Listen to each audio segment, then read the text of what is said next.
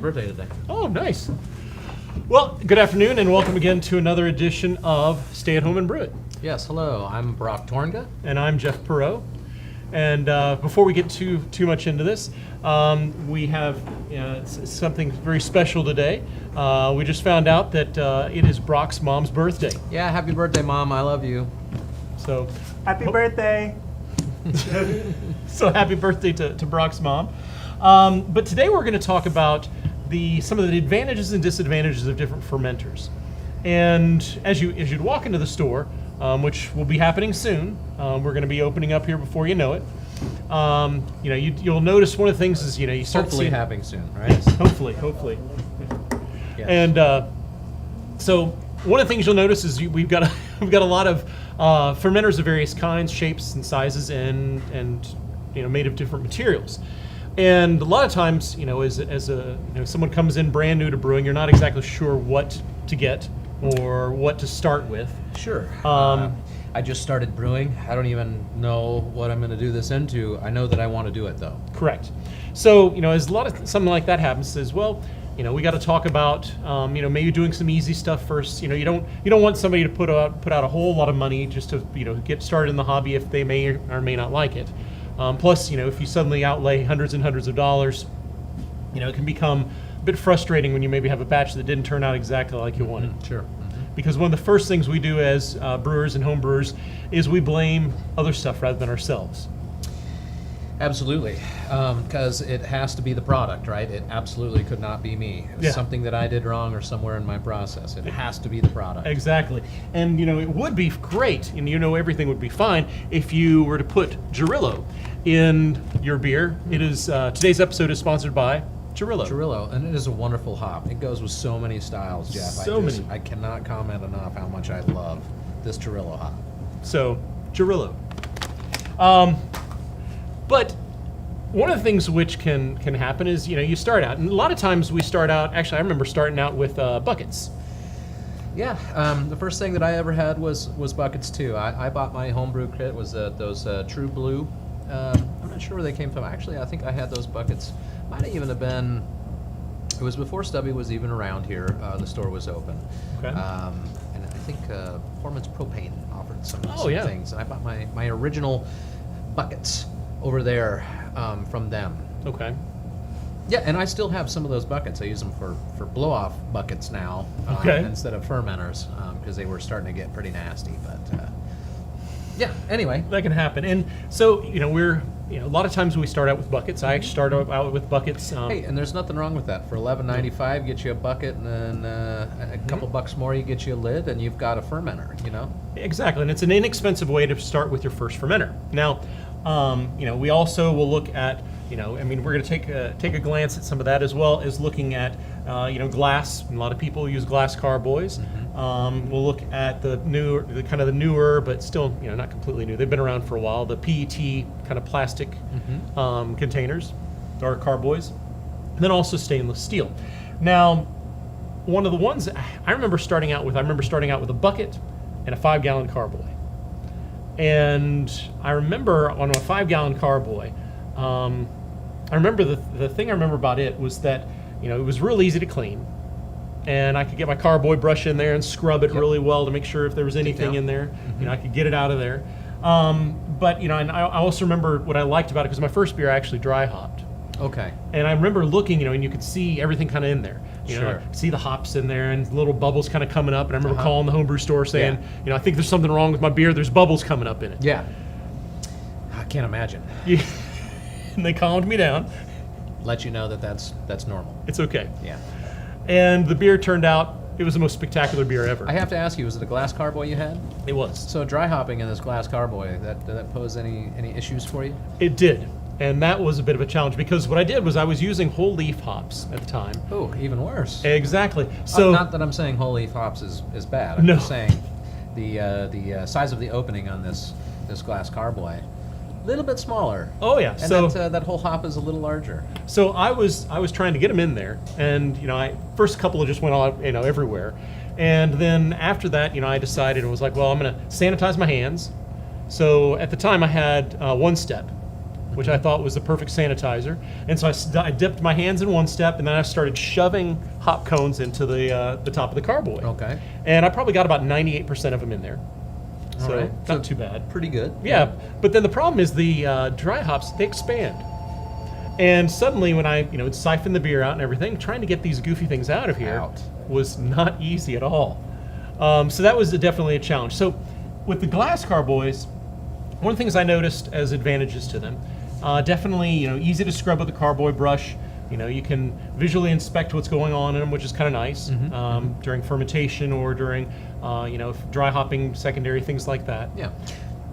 I remember in the very beginning as well, and I had been told, it has to be glass because glass doesn't impart any flavors. Glass doesn't do any. You can always clean it. It's very nice. It has to be glass. Has to be glass. So my original kind of school of thought, if you were, was, well, I have to have glass. And to this day, I still have probably 10 5-gallon glass carboys that are sitting around.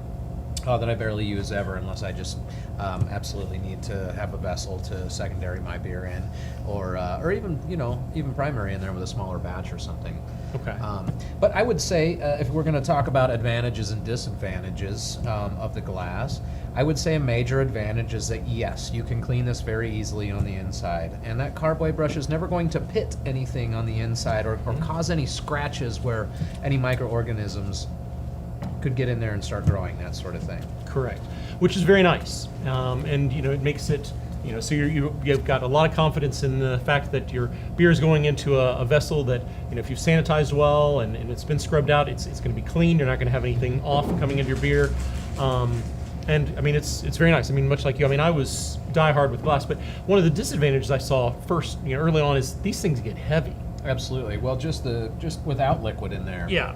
And that's generally when I have somebody in the shop. So our kits will come with 2 plastic buckets and your choice of either PET or glass carboy. And it's just 2 schools of thought. The glass can be a little bit more expensive, not a whole lot budget-wise. It's not gonna blow you or blow your wallet out or anything like that.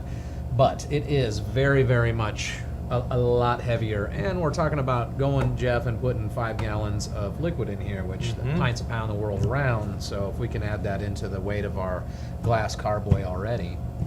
So I've got this now full of beer. I need to move this. I set it down on the concrete in my garage, and now I suddenly have my wonderful beer I spent so hard, so much time in fermenting and getting it into this vessel is all over the place. Yeah. And that is one of the big disadvantages with a glass carboy, is they can break. I've had several in the past that, in fact, I've noticed some inconsistencies in the walls of the glass carboys. Whereas one area or one wall of it would be nice and thick, and the other would be paper thin. And I only found that out because I had one that just, I was kind of cleaning it, and I just bumped it against, the cabinet. And I didn't think I bumped it hard, but I bumped it on that spot where it was very thin. And what happened with it was it broke, and I found What's up, Michael? No, finish your story, because I got a great story about breaking carboys Okay. too. So. And I found out that at the area where it did break and shatter, it was paper thin. But then on the other parts of the other walls of the carboy, which I had bumped into things before, were perfectly fine. So one thing to keep in mind is they can break, and if it's full of beer, that can also be very dangerous. Or if you're carrying it, that can be dangerous. But Yeah, Michael's has a I story. was going to say, nothing scarier than I was cleaning, had sanitized my glass carboy. I was emptying the sanitizer. I was going to set it down to put it in my brew hauler, which I'm sure y'all will get to talking about, and it breaks. I'm on my back patio barefoot, Oh no. and it was that split second I was like, oh shit, do I want to look down? Because it broke at my feet. Luckily, I just barely cut my toe, but it was talking about carboys breaking, I've seen people post nasty pictures of them breaking it. Absolutely. So that is the weight and We had something similar happen too, where we had a lot of volunteers that were helping us, and one day the guy set it down and it cut him all the way up his hand, and we had to send him we wrapped him up in duct tape and then sent him to the emergency room because he was bleeding all over the Good place. grief. So, it's a disadvantage. As long as you're being very careful with it, there's nothing wrong with using glass. No. I still have some nice big 7-gallon glass fermenters that I like to primary in. Again, I can see what's going on in there. I can make sure that it's clean. but the top is nice and wide. I can put a big size bung in there. They're really, really nice carboys I picked up from somewhere. But yeah, no, I've seen that. I think that's a major disadvantage. Yeah, I'd say another one is also the narrow neck on the glass carboys. Does make it a little more difficult to do things like getting your dry hops in there. You obviously can't get inside of it to clean if you needed to. Sure. I mean, you couldn't reach inside of it. Getting hops and things like that out at the end, or even if you're adding like fresh whole fruit to it, you can run into some problems of trying to get that back out. Now, I did have some 6.5s that were this same style that we sell here with this top, and so kind of as an advantage as well, using that as a primary, a piece of 1-inch vinyl tubing can go in there. It will just slip right down in there. If you run that to a bucket of sanitizer, it just makes a really nice blow-off tube for something that's very vigorous in its fermentation, like a hef or something like that. Yeah, I always had these blow-off tubes that I would clean and then just hang out, and what we used glass. In the beginning, it had to be glass. It was all glass. So that's what we would do. We would even primary in there, and that was really nice. So it could be an advantage as well. But as far as the secondary or adding dry hops, absolutely makes it. I can remember one time I had this Saka hibiscus. And finally had gotten the whole thing shoved down in there. And that was the same thing. At the end of that, trying to get it out, I can only imagine you with all your dry hops. That was a nightmare. Or you remember like a knife and something, butter knife, digging those out one at a time. Well, I had one that I'd put blackberries in it. And then, I had all these blackberries and I couldn't get them out, so I sat here shaking it. And just every once in a while you hear this boom, boom, as chunk of, these... Blackberry would come out of there? Yeah, blackberry would come out. But, there are some good advantages to the glass carboy, but also some disadvantages. Now, another thing we'd mentioned earlier was the idea of plastic buckets. In particular, a lot of us would start out with those. And definitely, I'd say an advantage to one of those is they're inexpensive. A good way to kind of start with.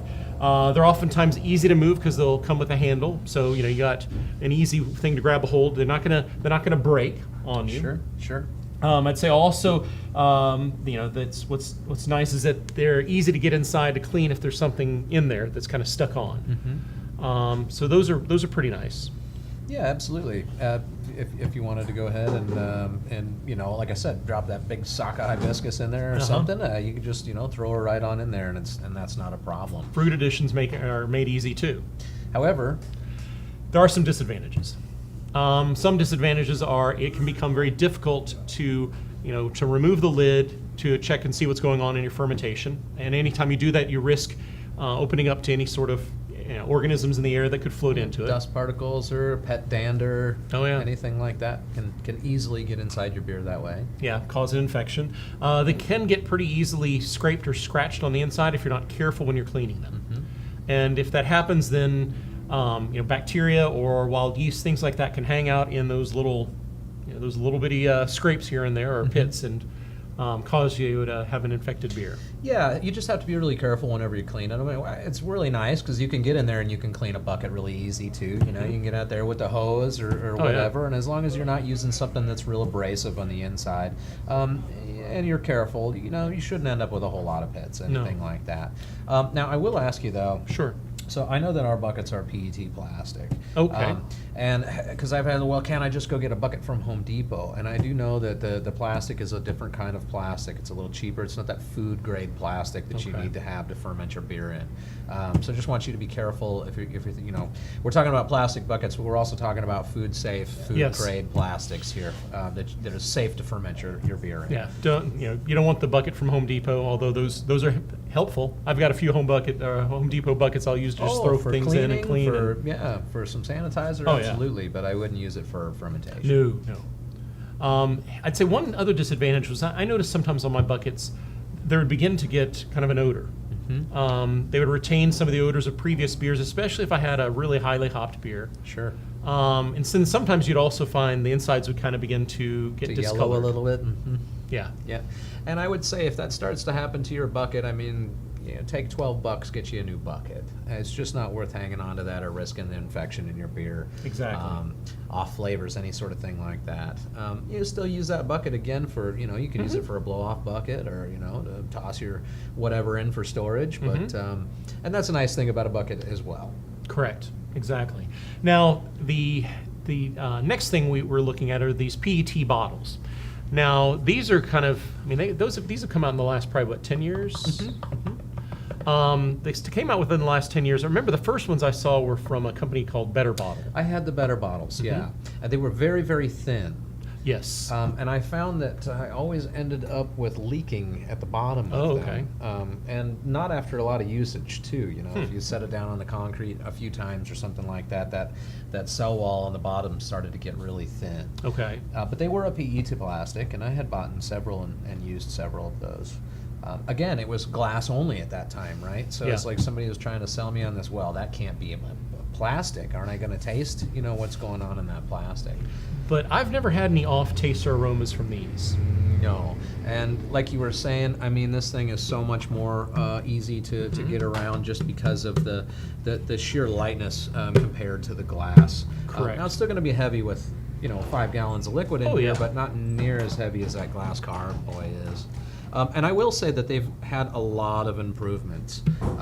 These are very, very thick-walled PET plastic bottles, and they've come a long way.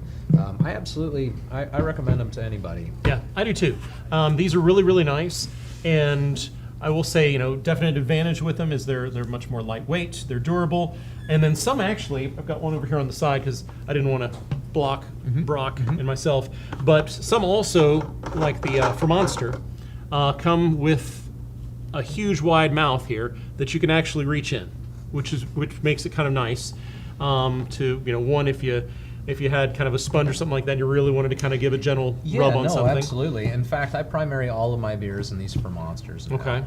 And secondary. I mean, they come in a 6 and a 7 gallon. They're both the same price. So I always bought the 7 gallon ones. Okay. And you can still, secondary or if you were going to dry hop editions or something like that. But it makes it very, very easy to get in there to clean. Very, very easy to dry hop, add fruit additions, anything like that. And on the lid, it's just a regular hole, right, for your normal size that BV medium-sized drill stopper will go right in there with an airlock, no problem.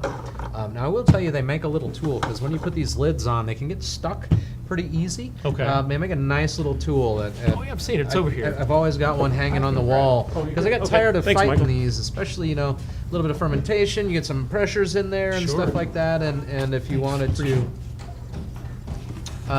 So just this little guy right here just goes on like so and spins that guy off. Makes it pretty easy. Nice. I will tell you one of the disadvantages I found. This only happened to me once, but they're kind of difficult once you thread these on. I had it cross-threaded just a little bit. Okay. Let in some oxygen, and that thing tasted just like cardboard. It was absolutely awful, and it really ticked me off because this was this like 12% barley wine I had put together. Oh, no. And and it was in the secondary, so I had already primaried and it had been sitting for a long time aging, and it came back and it was just absolutely ruined. Oh, nuts. A lot of money that we put down the drain, but these retail for $29.95, like I said, for a 6 or a 7 gallon. Have you ever used any of these, Jeff? I've not used the Fermonsters yet, but I've been looking at them since I've been here, and it's probably gonna be one of my next purchases. Which actually, this brings me to Caesar asked, what's the regular life of a food grade plastic fermenter? That's actually a really good question. I would say as long as you take care of it, a good long while. Now, if you come in here and you scratch a big pith in the side of it, or if you're setting it down, too hard or something like that, then of course that wear and tear that would be over the normal usage. But man, I've had plastic fermenters that I've used for years. Yeah. See, I think most of mine I use for several years, and then I will change them out. Just about every 2 years I change them out, just because I always worry. Okay, what if? And for me, I always look at it and say, okay, I'd rather go ahead and change it out and not have a batch messed up than to risk something happening. Yeah, yes, sir. And you're gonna know, man, when you start to look at that thing and it starts to look scummy. I mean, for another, whatever they are, $20-25 or something. Yeah. Just come get you a fresh new one. Yeah. And it'll last you a good long while again. And like what I do is, sometimes with my old ones, I'll use them to store Star San in or mix it up in on a brew day. There's all kinds of various things you can do with them. Also, sometimes because I use I build my water for most all of my beers that I brew, and so I'll use the old, these old PET carboys to transport water that I've gotten, when I'm getting RO water. Sure. Makes it a little bit easier to move that water around. Yeah, absolutely. Now I will tell you though, if you're one of these who doesn't clean their stuff right after their brew or something like that, and I'm guilty. I've gotten lazy in the past. It was like end of a brew day. Sometimes we brewed until late o'clock, and I just wanted to go to bed. And it was like, you know what? Just dump a bunch of brew clean in there, fill it up, and let's just let it soak. Mm-hmm. And I will tell you that if that happens, if you leave that in there, especially if you're talking about multiple days or something, let's say I filled this carboy up with water and brew clean just so that it could soak to get that tough krausen out of there or something like that, left it for a week, wasn't able to get back to it, it will start to eat the inside of your fermenter away. Okay. And those cell walls, again, will get really thin and start letting stuff in and out. So if that's something that you're doing, of course, the length of the time that you have that fermenter is not going to be very long at all, but they're good stuff. They've come a long way. I'd say it should last you a good long while as long as you're good to them. Well, and something I also like about them is, I like the ability to visually inspect my beer while it's fermenting. Mm-hmm. That's why I always enjoyed the glass carboys, initially over the buckets to ferment in, because I like looking at that. I like noticing that the yeast is working and things are going, and not just looking at the airlock. And then also watching as the krausen goes up and then begins to fall. For sure, where it's sitting, and that's why I like to primary in these guys right here. Yeah. Just I can see everything that's going on with that during primary fermentation. Yeah. So, again, I'd say disadvantage to some of them is you got to be very gentle in cleaning the inside. Yeah. You can't just take like your normal carboy brush and start scrubbing in there, because you'll scrape it up. You'll pit it, absolutely. And so even on the inside of these fur monsters and stuff, yeah, you can get your arm down in there with something, but a green scratch pad is no bueno. That's going to pith it absolutely. Now they do make some, and I know that they recommend not using them, but they are blue. They're plastic scratch pads. Okay. And they work okay. I haven't had a problem. Generally, just a cloth and some brew clean is going to clean the inside of that fermenter up pretty nice. Well, and something you can do, this is a little trick I learned from some buddies that I brewed with. And because occasionally I've had moments where, just try as I might, I'd get some stuff in these narrow-necked PET bottles that I was just, I was soaking it with brew clean or with PBW or something like that, and it wasn't coming out. And I couldn't figure it out, or maybe I was in a rush because I had another batch that was coming. You can take, you've seen those little microfiber towels. I have, yeah. You can find them at just regular stores. It's Anywhere. It's a very soft microfiber towel, and you take it, stick it in your carboy with a little bit of the brew clean and a little bit of water, and you can actually swirl it in there, and it will gently scrub the inside. You may have to do it a few times. Yeah. And then when you want to take it out, you just kind of tip it, and then you can reach your fingers in and pull the rag out. I actually have let me grab a product. There's a really nice, something I really enjoyed for cleaning carboys. Let me grab it. And so, that's actually, kind of an easy way if you're kind of rushing things a little bit and you didn't have as much time as you wanted to soak it in PBW or in brew clean, you can do that to kind of scrub the inside gently. But you don't want to stick, a towel that has like decorations on it or embroidery or something like that, because that might cause you some scrapes. I love this product. I always turn people onto this.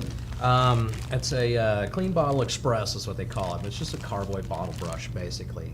And they go for about $23.99, right? I think I've purchased 2 of these in the last 6 years or something, so they do hold up pretty well.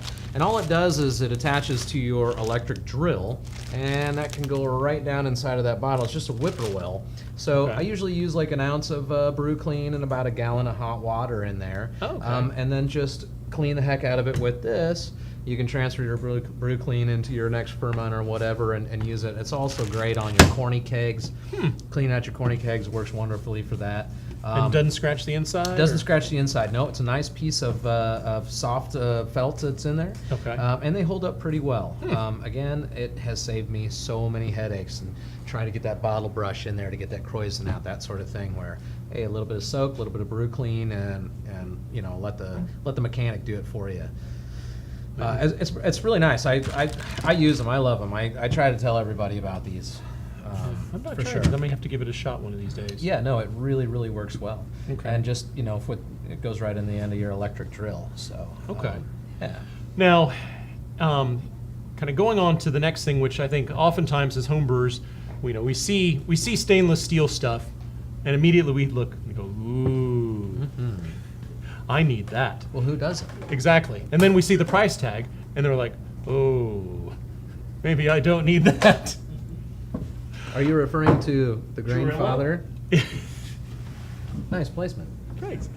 I'm referring to conical or stainless steel fermenters. Now, In general. we've got some advantages and disadvantages. Definitely some advantages to stainless steel is that it's durable.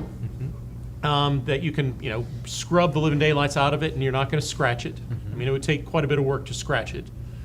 So it can be cleaned easily. But some disadvantages are it's heavy, not real easy to move. Stainless is really expensive, Yep. generally. It's not always inexpensive, although we've got those anvil or the We do, yeah. It's an anvil. It's I think it's about 7.5 gallon anvil fermenters. 7.5 gallon. They're Yeah. $129, and they're pretty slick. Actually, it just comes with a little spigot on the front, and you can open this guy up.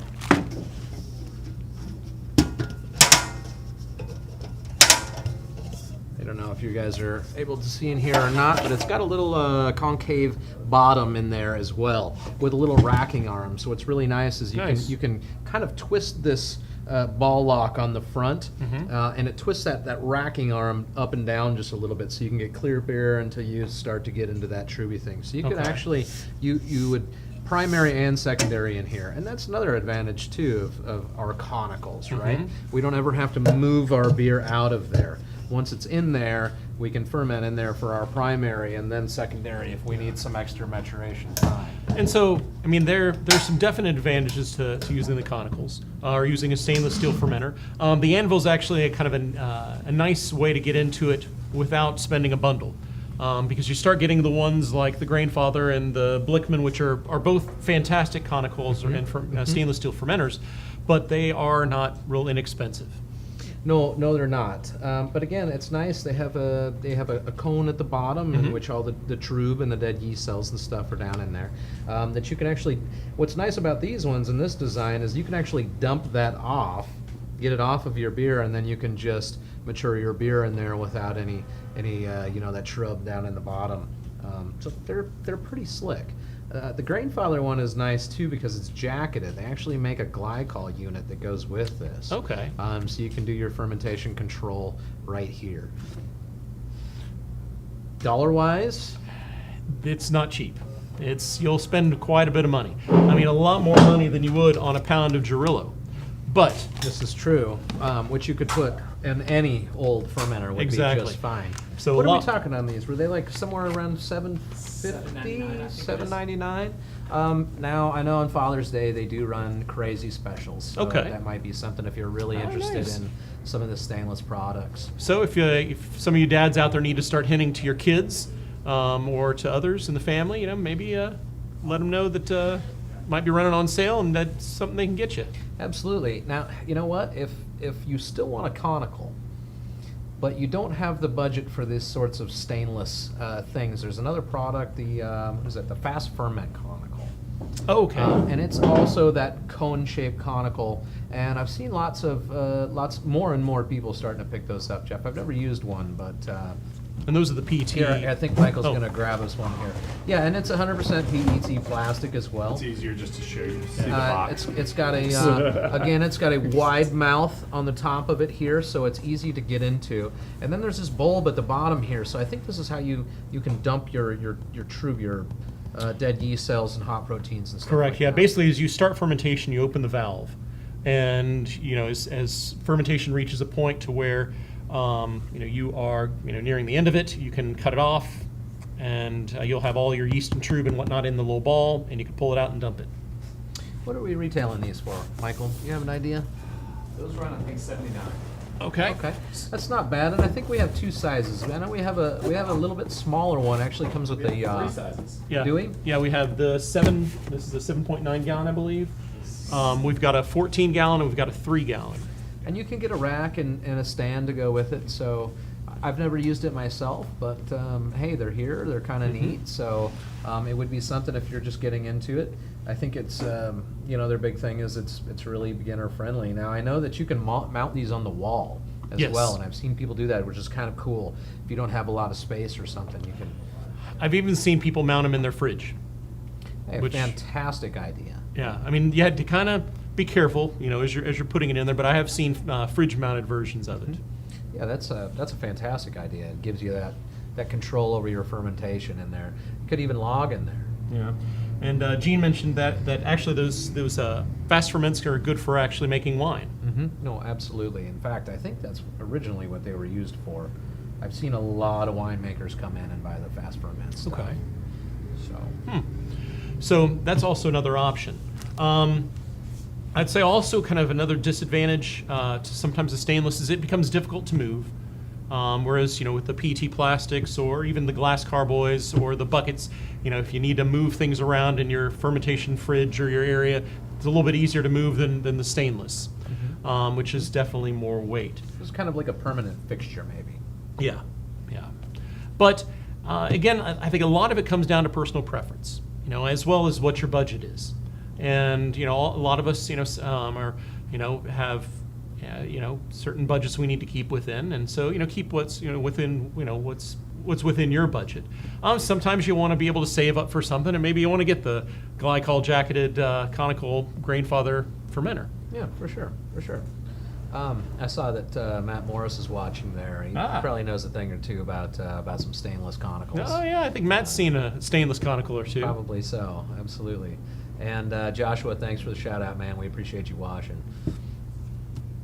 For sure. But is there anything else? I don't know if we carry many other. We do have. I think Brewcraft does a. What is the name of that? The Genesis. Yeah.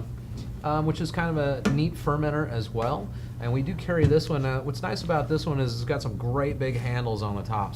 And this is a 6.5 gallon fermenter, so you could definitely use this for primary. Again, very, very thick plastic on there. And this is not too bad. $49.99. Yeah. Huge wide mouth top on there. And what happens here is it's got a bag that goes on the inside of it. about the Yeah. bag. And I guess you ferment in that bag. So Yeah, and I think it's been pre-sanitized and.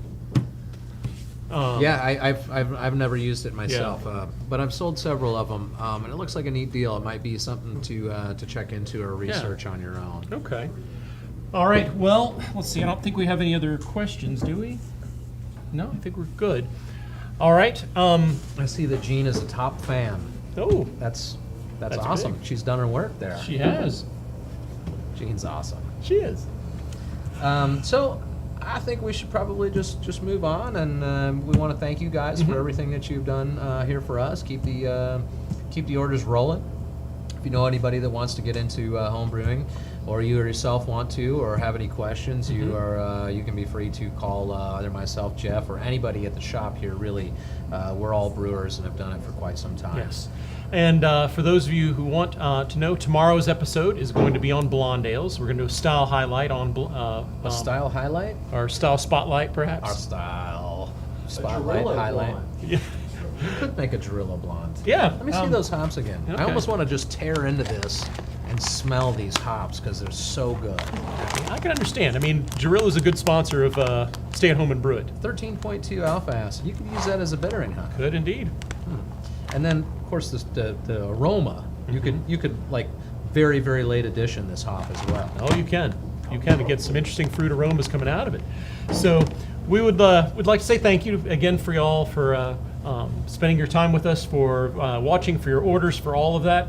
We appreciate it. We will be looking at opening the storefront here soon, and we will let y'all know when that's going to happen for sure. We're trying for a couple of weeks, guys. So tentatively, I think we're looking at the 15th. Now, whether that happens or not, we still have a lot of work to do here inside for that to be able to happen.